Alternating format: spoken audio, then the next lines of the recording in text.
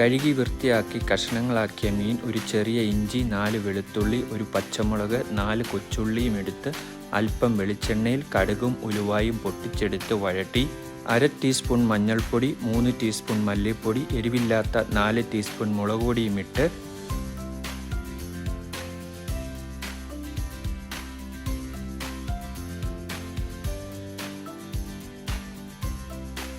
അല്പം ചൂടുവെള്ളവും ഒഴിച്ച് ആവശ്യത്തിന് ഉപ്പുമിട്ട് ചെറിയ കഷ്ണം 3-4 പുളിയും ചേർത്ത്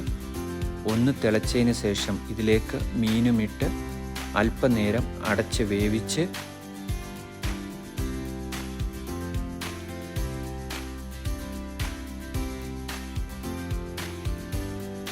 അവസാനം അല്പം വെളിച്ചെണ്ണയും താളിച്ചെടുത്താൽ നല്ലൊരു മീൻകറി തയ്യാർ.